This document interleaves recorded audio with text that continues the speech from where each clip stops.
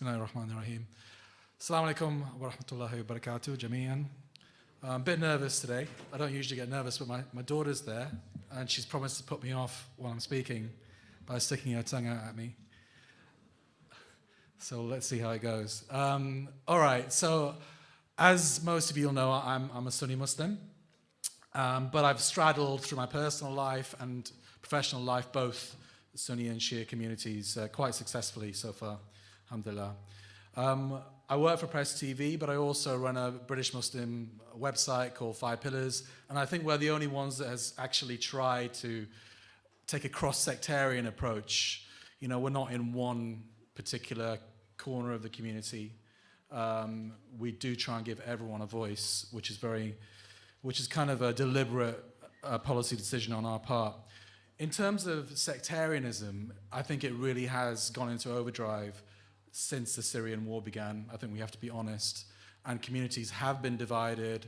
There's been a lot of real invective on social media in particular, and it does have the potential, I think, to turn into physical violence at some point, if not checked.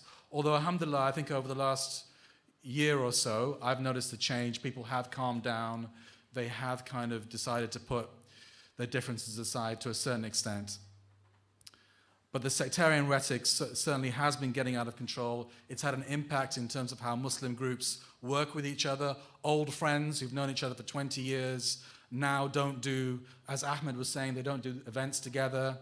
They don't collaborate with each other. They're obviously concerned about how their constituencies will perceive them if they are seen to be working with a certain group.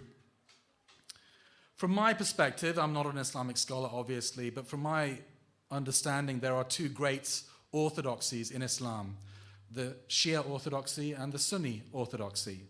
And a few years ago, the Iman message came out. It had a blaze of publicity, but it's largely been forgotten now.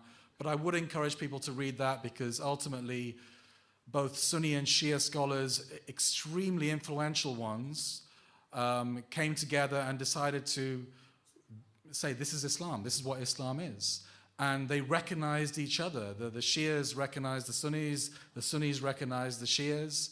And these were scholars at a very high level, you know, from Iran, from Qatar, from Saudi Arabia, from Egypt, straddling both communities.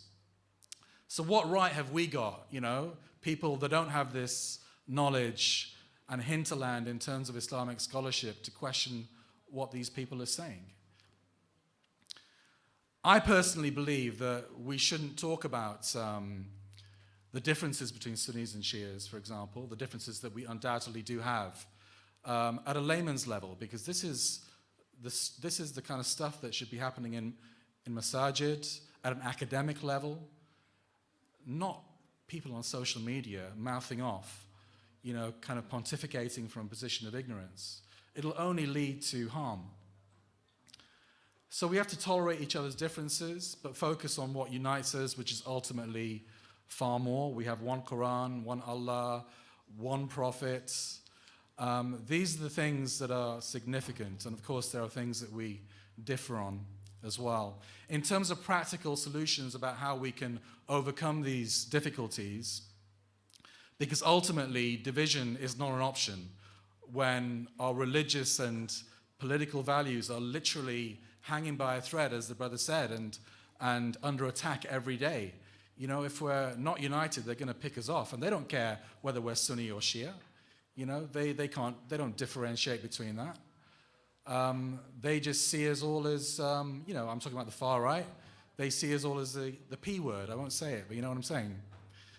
So in terms of practical solutions, I think the Islamic Human Rights Commission have done some good work on this. A few years ago, they united prominent Sunni and Shia groups, I think, in Turkey and in Pakistan as well. And there's a simple deal, and I'm going to spell it out very directly. Sunnis have got to stop making takfir of Shia, and the Shias have got to stop cursing the Sahaba. That is the ultimate deal that will ensure both sides can work with the other side. And if both sides will not do that, then you know where that path goes down. I'm not one of these people that say that Sunnis and Shias have to work together. There has to be total unity. Because I think some people will believe in total unity. Sunnis and Shias praying together, marrying each other. This happens. We know it happens. And some people will feel comfortable with that. Some Sunnis and Shias won't feel comfortable with that. So they will want to have separate masajid, and obviously that exists now, separate events. But at the same time, they will collaborate on issues which unite them, like Islamophobia, like prevent, like Palestine. And I think that's fine as well.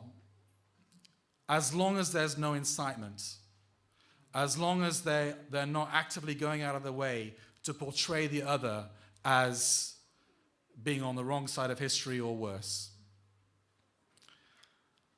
So as I said, division is not an option, and I'll tell you why. Because I sincerely believe, and I think we're all complacent about this, the job of our generation, as certainly the ones that have children in this room and in our society, is just to hang on to Islam, our religious and our political values.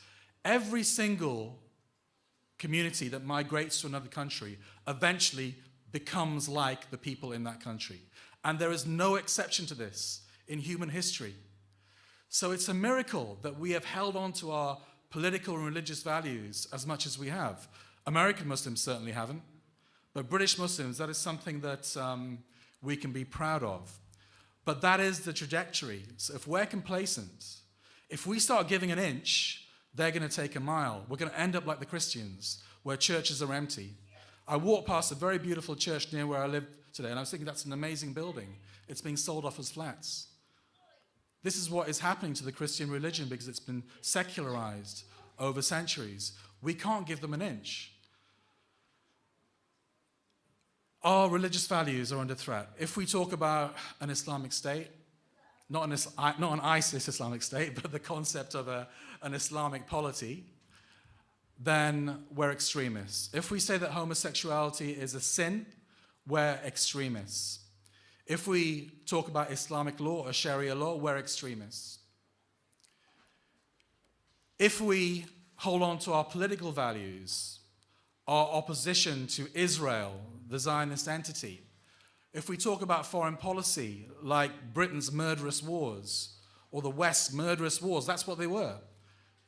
Over the last decade or more, colonization, we're extremists.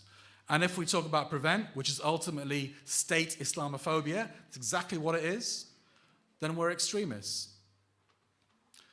And we're going to be labeled that constantly. But if we compromise, we're going to lose our religious and political values, and that's all that we've got. People talk about Islamophobia, but the distortion of Islam is as big a threat as Islamophobia from the right, because if we're going to get rid of our Islamic, if we go down that route, there won't be any Islam left.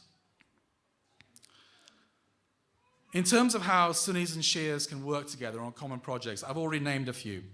Palestine, prevent Islamophobia. These are issues which unite us. We should focus on that. I think we should largely forget about overcoming our differences 100%, because we never will, but we can at least agree to disagree and work on common causes. Let's talk about, I want to finish about, I was supposed to talk about Palestine today. I haven't even started talking about Palestine, but this is the prelude leading up to that. Palestine is an issue which can unite us. It's a black and white struggle. Palestine literally was, or the state of Israel, was created through a process of theft of land and ethnic cleansing. And it has sustained itself through war, occupation, and oppression. These are the basic truths. It's an absolute black and white issue. There's no reason why the Zionists should be able to tie us up in knots or argue their case effectively, because they've got a very bad hand when it comes to the facts of what actually happened.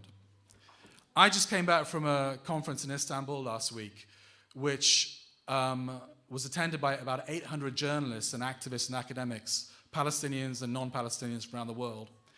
And it was all about people working for Palestine, how we can coordinate the message and therefore be more effective in delivering that message. And the plea from Palestinians at that conference to us in the West was no normalization with the Zionist entity. Saudi Arabia, Bahrain, Oman, other countries, the UAE, they are engaging in a process of normalization with Tel Aviv. Jordan and Egypt already have formal peace treaties with Tel Aviv. Inexorably, the most powerful and wealthy Muslim countries in the world are conducting low-level cultural normalization with the Zionist entity, which eventually will lead to formal recognition. This is a process that is happening right now, and we have to stop it.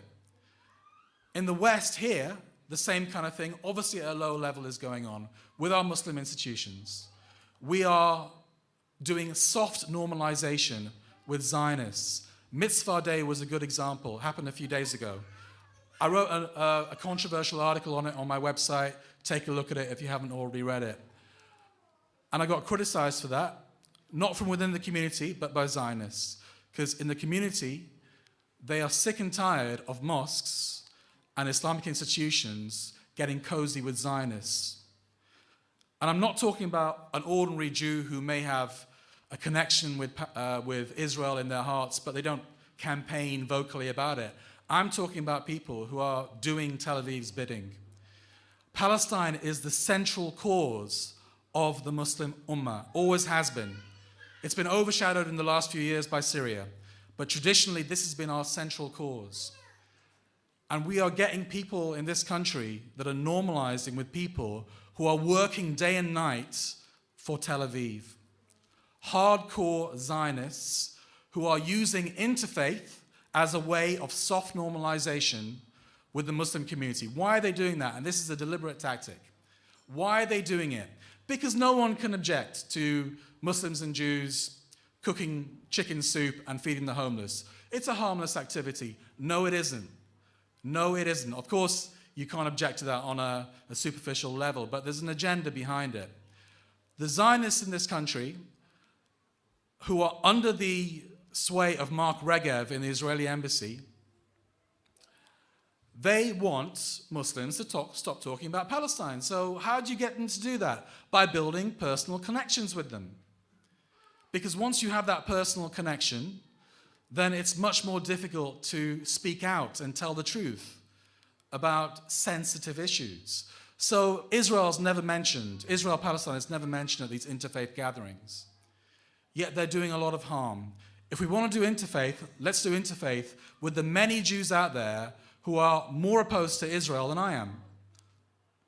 And there are plenty of them. Those are the ones that need a voice. Those are the ones who need partners in the Muslim community, not hardcore Zionists who have usurped the land of our brothers and sisters in Palestine.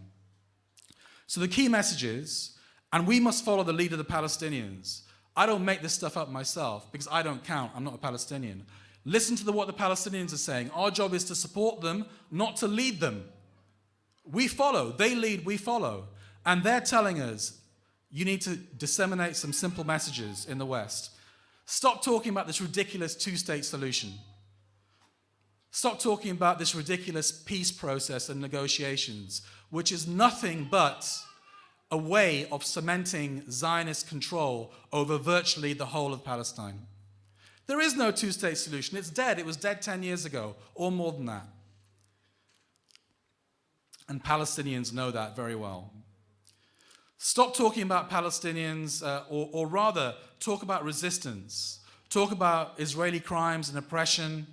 Talk about Palestinians as victims, but also talk about Palestinians as people who are resisting oppression, who have their own agency. Don't be embarrassed about some of the means they use. They have the right to defend themselves under international law, and Occupy People does. Don't be embarrassed about that stuff. Portray them as people with agency, not just victims, but who are actively struggling day and night against this Israeli monster. And it's our job to support them, not to sell them out. So we should be talking about boycotts, okay? I saw a quote from a mosque, which I won't name, saying that they don't think that boycotts are appropriate. What a shameful thing to say. which is not supported by the community. We need strong leadership from our community leaders. We need to be led by lions, not mice, at this time. We need to show, watch Ertugrul, you know? If you want to get some, I don't want to say the word that I was just about to say, but if you want to grow some, you know what, watch Ertugrul. Watch positive role models, Muslims as heroes, not as victims all the time. And that's what we need in this country. We need strong leadership. Our leaders, I think, if we don't keep them in check, if we don't keep them honest, they'll sell us down the river. They will compromise with government because they're desperate to get a seat at top table. They want that influence that they lost after the Iraq War, after the war on terror. They lost that influence, but they want to get around those government tables again and have access to that influence and that money. And if we don't hold them to account, they're going to sell us down the river. That's why we've got to keep them honest. They have their legitimacy because of us, not the other way around. So the final thing I would say is that we have to establish some red lines here. And I'm talking now between ordinary Muslims and our community leaders. And these red lines, I think, are pretty simple. They're Islam. If we start compromising on our Islamic principles, if we start holding joint events with, gay rights activists, that's a red line. Okay? If we start compromising over prevent, that's a red line, because this is state Islamophobia. If you're dealing with prevent, you are complicit in the oppression of your brothers and sisters, no more, no less. And the final thing I would say is that we need to unite around Palestine along the lines that I just enumerated. And if you ignore what I'm saying, and you'll get criticized, you'll get called an anti-Semite, like I've been called for the last week. It's a deliberate tactic. That's why the IHR definition of anti-Semitism came about, because they wanted to get people to stop talking. They wanted to effectively criminalize free speech on Palestine and Israel. You can't say Israel has no right to exist. Of course Israel has no right to exist. Just as apartheid South Africa had no right to exist. Of course Israel is a racist state, and we can't say this kind of stuff because we're so afraid of being accused of being anti-Semites and racists. We're not. We know we're not. And frankly, more people should be going on the offensive against this disgusting weaponization of anti-Semitism. If we ignore these red lines that I just enumerated, we are surely going to go down the path of the Christians with empty churches, and we're surely going to go down the path that American Muslims have trod, where they compromise left, right, and center on every single religious and political principle they have. Shukran, Zilan. Thank you very much.